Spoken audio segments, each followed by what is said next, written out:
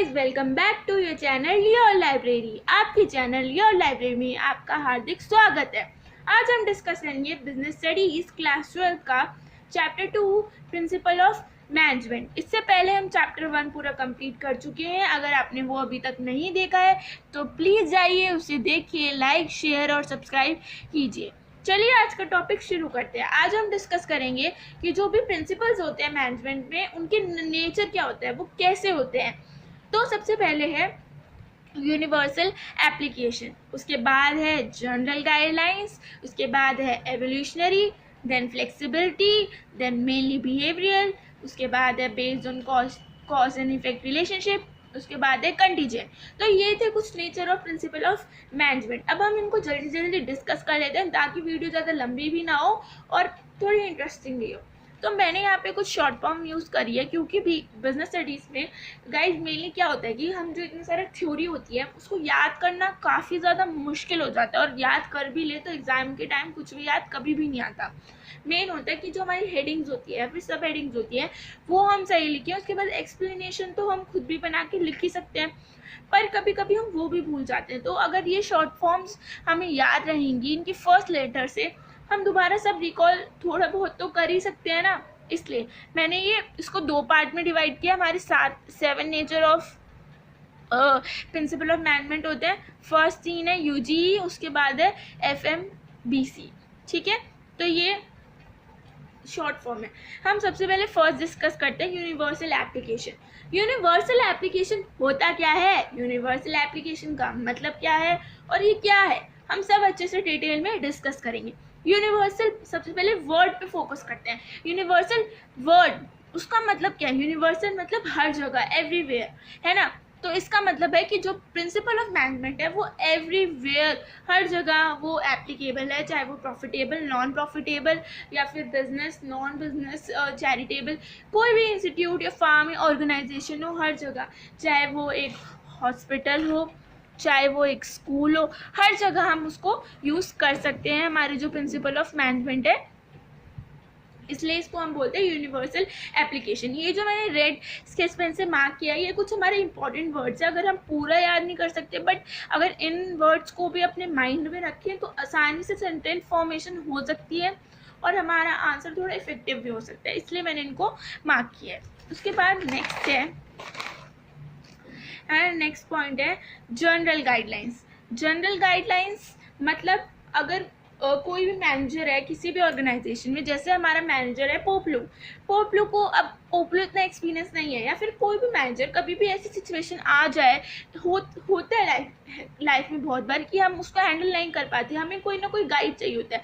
तो हमारे जो प्रिंसिपल्स हैं वो एज अ गाइड काम करते हैं, वो मैनेजर को हेल्प करते हैं उस सिचुएशन से डील करने में। ये हमें रेडीमेड सॉल्यूशन नहीं देते, पर हमें एक तरीके से मतलब एक डायरेक्शन दे देते हैं कि अगर हम इस तरफ मूव करें या ये प्रिंसिपल्स यूज़ करें तो हमारा क्या पता वो सिचुएशन सॉल्व हो जाए। तो इसलिए हम इनको बोलते हैं जनरल गाइडलाइंस। गाइडलाइंस हमारे लिए हेल्पफुल होती है, ऐसे ये हेल्पफुल होता है मैनेजर के लिए। उसके बाद नेक्स्ट है एवोल्यूशनरी। एवोल्यूशनरी मतलब क्या होता है, पहले वर्ड उसका मतलब जानना ज़रूरी है। मतलब है कि कोई भी चीज़, जैसे कि प्रिंसिपल ऑफ मैनेजमेंट है, उसको ऐसे कभी भी नहीं बनाया जाता, उसको पीछे या बहुत सारे एक्सपर्ट्स होते हैं बनाने के, और वो कोई भी ऐसे प्रिंसिपल बना के किसी भी मैनेजमेंट से किसी भी ऑर्गेनाइजेशन को नहीं दे देते। उनको पूरी रिसर्च, एक्सपेरिमेंट और ऑब्जर्वेशन, उनको ये सब करने के बाद ही वो प्रिंसिपल्स को हम यूज़ कर सकते हैं, या फिर उनको कोई भी मैनेजमेंट यूज़ कर सकती है। तो जो हमारे प्रिंसिपल है मैनेजमेंट के, वो भी ऐसे प्रॉपर्ली पहले बहुत सारे लोगों पे उनको टेस्ट किया जाता है, फिर उसके बाद जो रिजल्ट आता है, एक्सपेरिमेंट होते हैं, उसके बाद उनको डेवलप किया जाता है, ऐसे नहीं डेवलप होते। तो हमारे जो प्रिंसिपल्स होते हैं वो काफ़ी ज़्यादा एक्सपेरिमेंट और ऑब्जर्वेशन से बनते हैं। उसके बाद नेक्स्ट पॉइंट है फ्लेक्सिबिलिटी। फ्लेक्सिबिलिटी वर्ड तो बहुत मतलब कॉमन सा वर्ड है, हमने अपनी डे टू डे लाइफ में कहीं बार कहीं जगह कहीं ना कहीं तो सुनते ही रहते हैं ना। फ्लेक्सिबिलिटी मतलब क्या होता है, फ्लेक्सिबिलिटी मतलब होता है जो चीज़ रबर बैंड जैसे हम उसको बोलते हैं ना, फ्लेक्सिबल है। क्यों? क्योंकि वो कैसे भी उसको मोड़ तोड़ सकते हैं, कैसे भी खींच सकते हैं ना। तो ऐसे प्रिंसिपल ऑफ मैनेजमेंट होते हैं, उनको हम अपनी सिचुएशन के हिसाब से। मोड़ तोड़ सकते हैं, खींच तो नहीं।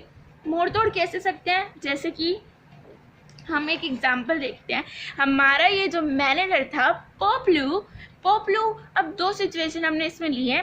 एक है अर्जेंट सिचुएशन जिसमें हमें फास्ट डिसीजन चाहिए, और एक है नॉर्मल सिचुएशन जिसमें सब चिल है, फुल टू ऑन मजानी लाइफ है।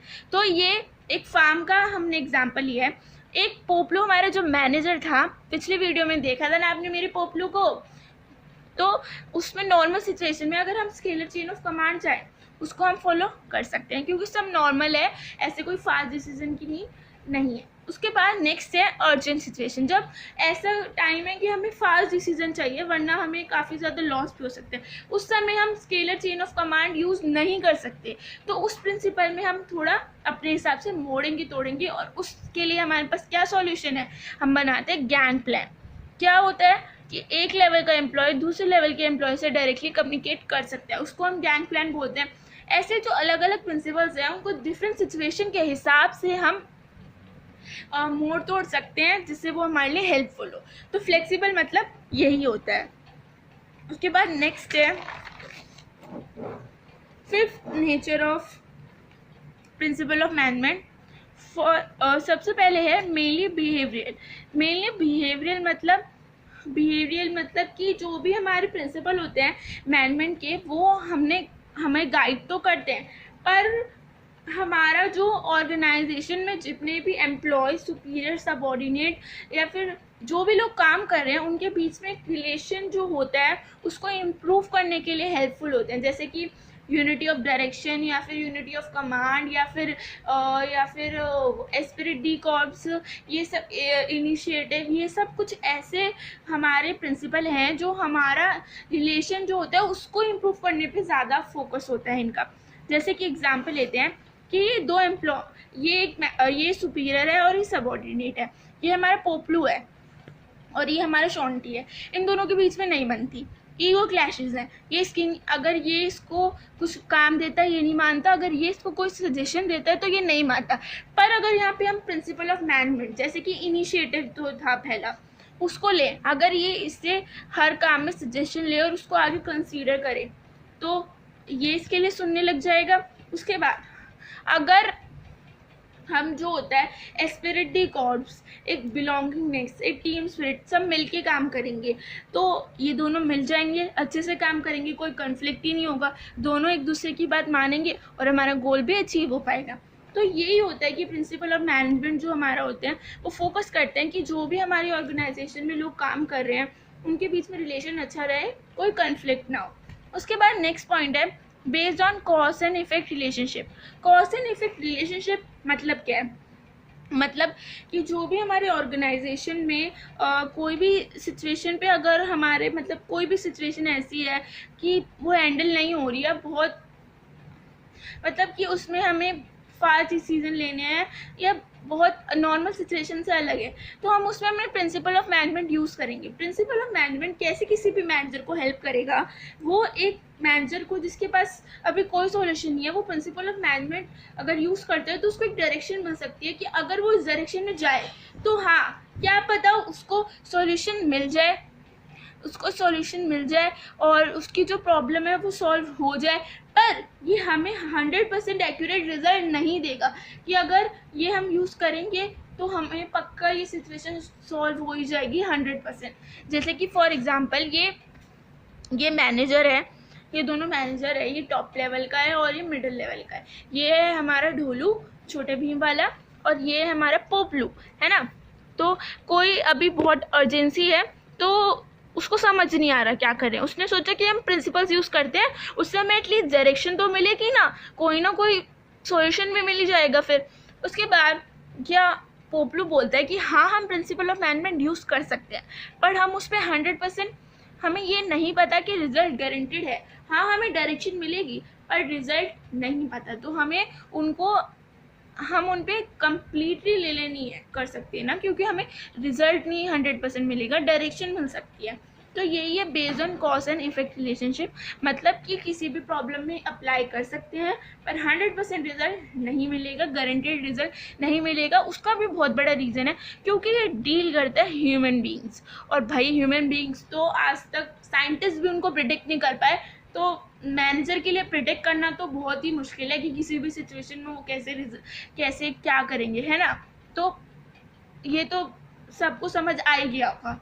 उसके बाद नेक्स्ट पॉइंट है कंटीजेंट। कंटीजेंट वर्ड का मतलब क्या होता है? कंटीजेंट वर्ड का मतलब होता है कि जो भी हम चीज़ प्रिंसिपल्स यूज़ कर रहे हैं उसको हम यूज़ करेंगे according to the nature of the firm, organisation, कोई भी इंस्टीट्यूट, उसके हिसाब से, और जो उसमें सिचुएशन है उसके हिसाब से। जैसे कि हम एक एग्जांपल लेके समझने की कोशिश करते हैं फटाफट। ये दो फार्म या फिर ये मान लीजिए ये एक वेजिटेबल शॉप है और एक ये मॉल है ना।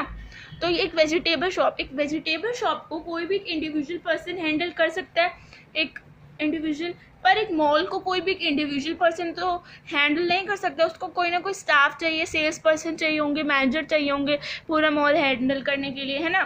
तो यहाँ पे हमें टीम स्पिरिट चाहिए। इसके लिए हम कौन सा प्रिंसिपल यूज़ करेंगे? एस्पिरिट, डी कॉर्प्स, और भी बहुत सारे, मतलब टीम स्पिरिट के लिए तो मेनली।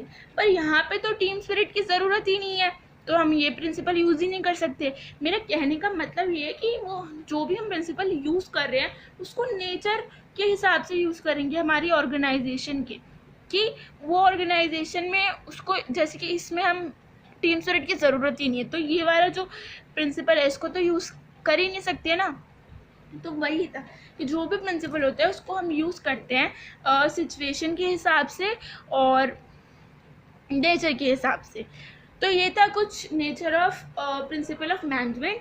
आई होप आप सबको समझ आया हो। अगर आपको समझ ना आया हो तो प्लीज़ बताइए, मैं कुछ और न्यू करके समझाने की कोशिश करूँगी। और अगर आपको लगता है कि मेरी वीडियो में कोई भी सजेशन देना है तो आप वो भी दे सकते हैं कमेंट बॉक्स में। प्लीज़ आके मुझे बताइए, प्लीज़ सपोर्ट करिए। और I hope you all enjoyed my videos, so please like, share and subscribe. Thanks for watching.